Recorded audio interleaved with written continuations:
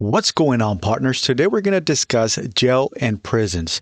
Although the terms can be used interchangeably, there is a difference that most people don't know. We're going to begin with jails because in the orders of things, jails is where you end up first. If you get arrested for a crime, you're going to go to jail to await your trial. Based on the decision in your trial will determine if you will continue to stay in jail or if you'll be transferred to prison. First, we'll start with jail, since if you were forced to choose, this is definitely the one you want to get sent to. Typically, this is what's known as the clink, with prison being known as the big house. Jails are normally much smaller facilities that hold a smaller number of inmates than prisons, which can have populations of several thousand.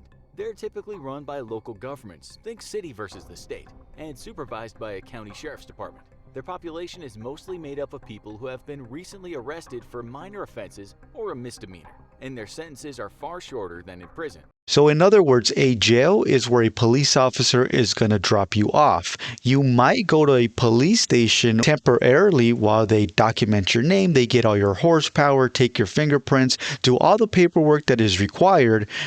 Then they're going to transfer you to a jail. That's where you're going to await your trial. Prisons, however, are a vastly different world than jails, and this is where the most hardened criminals are sent to. You'll find no misdemeanors here, and instead, prisons hold men who have been convicted of felonies. If you're wondering the difference between felonies and misdemeanors, misdemeanors include offenses such as petty theft, prostitution, simple assault, trespassing, vandalism, and reckless driving. Felonies, on the other hand, include crimes such as assault with a deadly weapon, grand theft, rape, and murder. If you had to pick which of the two populations to spend a year or more with, we're pretty sure you'd want to go with the misdemeanor crowd. While jails are run by local governments, prisons are run by the state or even the federal government, who has its own prison system apart from that of the state government-run prisons. The difference between the two types of prisons is pretty obvious. State prisons hold individuals who break state laws, and federal prisons hold individuals guilty of breaking federal laws. The difference between the two offenses can be a bit murky though, and federal prisoners can range from individuals who rob banks because banks are insured by the federal government to people accused of political crimes, and many white-collar criminals. For these reasons, state prisons are often much more dangerous than federal prisons, as they hold many more violent offenders. If you plan on breaking the law, then make sure it's a federal law and not a state law for a much safer prison experience. Both federal and state prisons range from minimum security to maximum security though, and the degree of the offense determines where you'll end up. All right, let's stop it right there. Let's break down the differences a little bit further.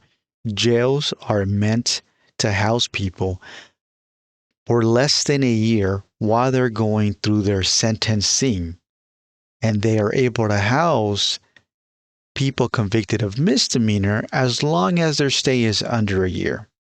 Prisons, on the other hand, prisons are intended to house inmates who have been sentenced for felonies and are going to be serving a sentence longer than a year. And that's pretty much a definition in most textbooks. But however, it is a lot more complicated than that, because in 2012, Governor Jerry Brown implemented AB 109 that pushed inmates out of federal prisons into local county detention centers. His numbers add up. No, I don't think so, because even Brown said that essentially by doing this, it would save the state $2 billion and it would kind of put the expense and the brunt of it on the various communities. And I think that is a key issue, the finances. That's why you've had the mayor running around saying, we don't have the resources to deal with it, and nobody wants to see 150 cops taken off the beat. But a key problem is if you are actually in the system right now and you're facing a charge, they're not going to be sending you if you deserve it. You deserve to go to state prison. They're saying they're going to be sending them to county. So it's only actually if you're nonviolent, though, right? Yes. Here's an issue. They're saying it's nonviolent offenders, but our own investigation has already shown that we're actually talking about people who do have a history, in many cases, of violence, and sometimes those violent acts will be pled down to misdemeanors.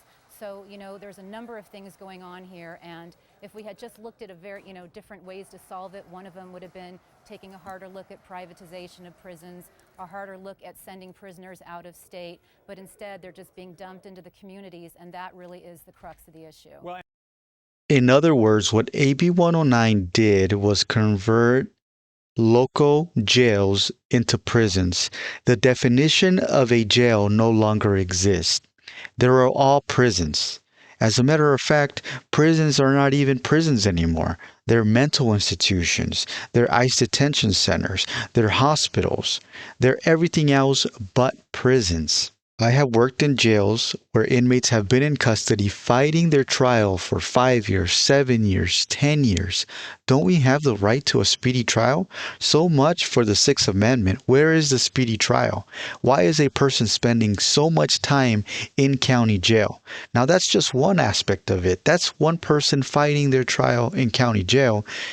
I understand that part. But what about when you have inmates that are being sent from state prison to serve their remaining time, their remaining 5 years, their remaining 10 years, their remaining 15 years into a county jail? Now, that jail doesn't fit the definition of a jail. Furthermore, you're bringing in an educated inmate from a prison structure, a prison institute, into a county jail. What you're doing is you're bringing in a leader. You're bringing in a leader that's going to be educating the rest of the inmates on how the state prison operates. And California State Prison is notorious for developing and grooming the most dangerous prison gang organizations in the country, spreading not only interstate but internationally. The reality is that there are many people spending a lot more than a year inside jails. They're spending 3 years, 5 years, 6 years, whether they're fighting their case or they're just awaiting trial. They're spending way too much time inside a county facility that is not designed to sustain a person for that amount of time. And it's not designed for the needs. Most of these prisons are becoming mental institutions for mentally ill people. Detention facilities are expected to give mental health treatment, to give drug treatment, to provide housing for the homeless, to provide medicine. Our county jails have become mental institutes. They have become homeless shelters. They have become behavior centers, trauma centers, nursing homes. They have become everything but jails. We keep these people for so long and provide so little resources, so little medical service, and expect the correctional staff to take care of it. The correctional staff is not equipped with the training necessary to handle these medical situations. These people need to be in a facility that can treat them medically, not in a prison that's going to punish their behavior. Over the years, I have seen jails become asylums, and it is really unfair when you have a group of inmates in there that don't know how to use a tablet, that don't know how to use a phone, they don't know how to contact a lawyer, and we're just keeping him there with no resources to the outs, no ability for them to contact their family members to get them the resources that they need. They don't know any better. When I am telling you that the people in these facilities are crazy, they are crazy. It blows my mind how the BSCC can pass facilities when there are mentally ill inmates living inside of cells flooded with their own feces. These inmates draw rainbows and stars out of their urine and feces, but the BSCC passes these facilities? What are we doing? They don't belong in prison. If they act up outright, they're going to be punished. If they refuse instructions because of their mental illness, they're going to be manhandled. They're going to be placed in isolation. Why do we place them in prisons? Why do we place them in jails? The term no longer exists. We need to refine our definitions. These are mental institutions, and the people in there are being abused. This shit has to change. For now, partners, this is all I got. Remember to hold the line and let's hold them accountable.